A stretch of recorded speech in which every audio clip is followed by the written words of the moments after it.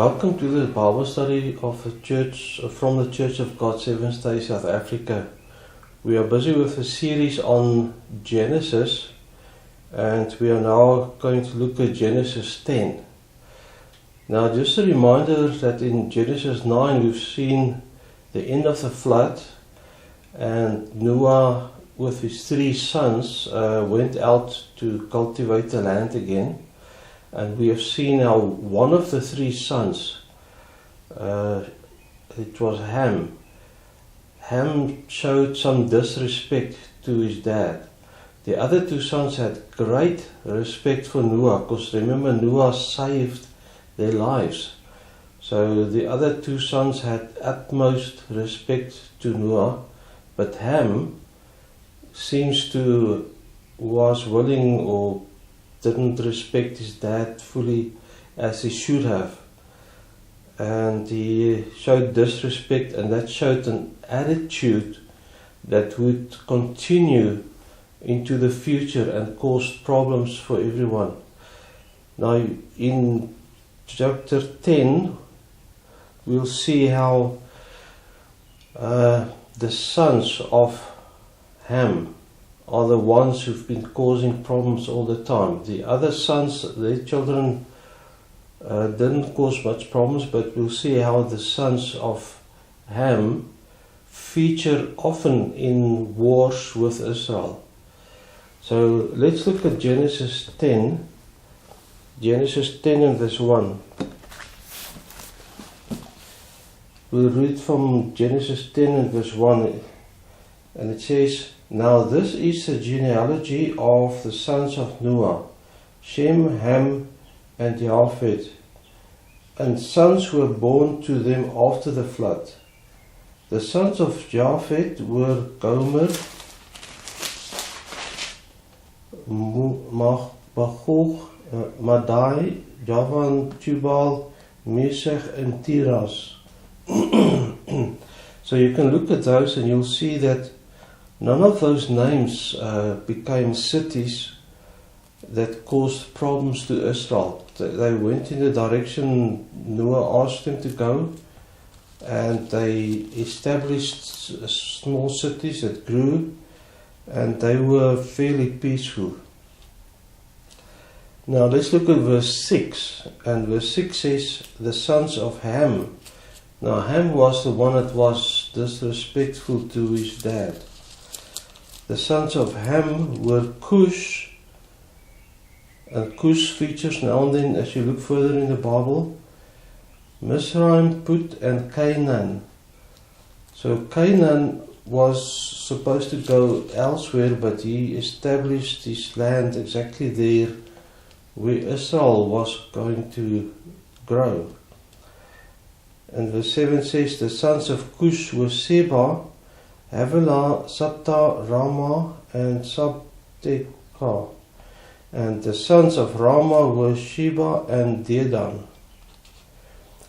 And Cush begot Nimrod, and he began to be a mighty one in the earth. And he was a mighty hunter before the Lord. Therefore it is said, like Nimrod, the mighty hunter before the Lord." Now, you must understand, in the other translations it shows you that Nimrod was a violent man. He was big, strong, and quite vicious, and a violent man in the area. And everybody was afraid of him and his people and his children. Nimrod became the way things were before the flood. The exact reason for the flood was all this violence and viciousness of mankind. So remember Nimrod, and we'll see more about Nimrod and his violent ways. In verse 10 it says, "And the beginning of his kingdom," this is Nimrod's kingdom, "was Babel." Now we'll read about Babel in the next chapter, about what Nimrod wanted to do and how he wanted to build a strong city and rule with might over it like a dictator. And so verse 10 says, at the beginning of his kingdom was Babel, and Erech, and Akkad, and Calneh, and in the land of Shinar. From that land he went to Assyria. And Syria, that sounds familiar. The land of Syria. And built Nineveh. Now you'll see in Jonah, the book of Jonah, that Nineveh was an absolute enemy of Israel and sometimes attacked them, and they had to fight off Nineveh. So it's from the son of Nimrod, which was the son of the one that did not respect his dad, which is Ham. So verse 11 again, from that land he went to Assyria and built Nineveh, Rehoboth, and Calah, and Resen between Nineveh and Calah. And Misraim begot Ludum, Ananim, Lebahim, and Nephtuhim. And then verse 14 says, also Pathrusim and Kashluhim, from whom came the Philistine. So there it again, the Philistine. You read further in the Bible about the Philistines attacking Israel all the time. And in verse 15 says, Canaan begot Sidon, his firstborn, and Heth. And if we go down to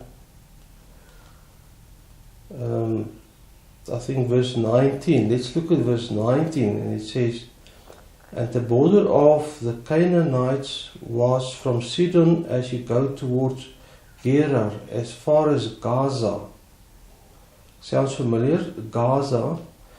And then as you go towards Sodom and Gomorrah, and Admah and Zeboim, as far as Lasha.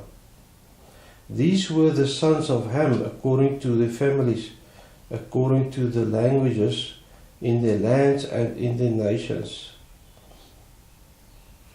So also we see there Sodom and Gomorrah. Those were the cities that became fully entrenched in homosexuality. And since most people understand and wouldn't want to be involved with homosexuals, they went a step further and they practiced this thing called gay pride.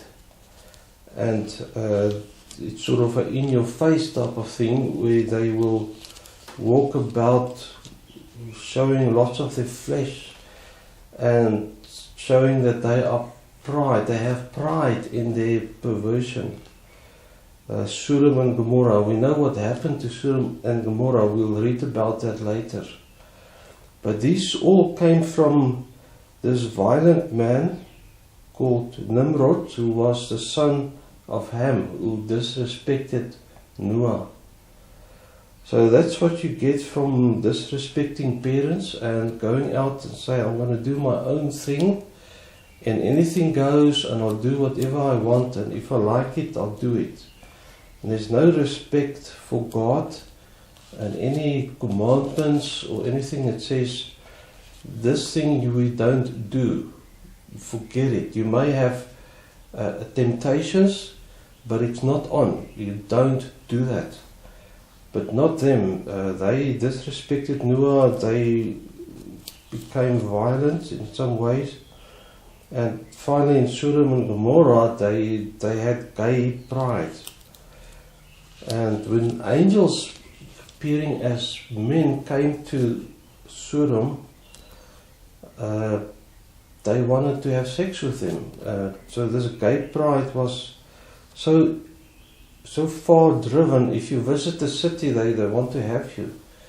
And we'll read about that later, but that's how terrible it became. And that's the kind of reason why cities are destroyed, why God totally ruined cities. These days we have floods and we have sometimes bushfires that burn down cities and the suburbs. The homosexuals are the ones who spread AIDS initially, and it is not what God wants. It is no, but they people, they just do what they want. They don't regard God's word in any way, and the parents don't teach the children God's way, and then there are far-reaching repercussions. So that's the cities of Sodom and Gomorrah, and of this Ham person, and of Nimrod, the violent one. Now in verse 22 it says the sons of Shem were Elam and Asher. Now you can read down the cities of Shem, and you'll find that they didn't give problems to Israel. You don't find much of them in the Bible, because in the story of Israel, because they didn't cause problems for Israel. It's only the cities that was made by Nimrod, and it comes from Ham. They were the problems. And let's finish with verse 32 that says, these were the families of the sons of Noah according to the generations in their nations. And from these the nations were divided on the earth after the flood. So it's just interesting that how the disrespectful one didn't teach his children to respect Noah and his God, and it came to Nimrod, who was violent and did exactly what he wanted. And in verse 11 we'll now see what Nimrod's children did, and it's all under the leadership of Nimrod, who built the Tower of Babel. But we'll see about that in chapter 11. So thank you for listening. It's just interesting if you read over it and you see the trends that developed from disobedience and disrespect. And from that comes problems, and eventually leads to wars and bloodshed. So thank you for listening, and we'll see you in the next video.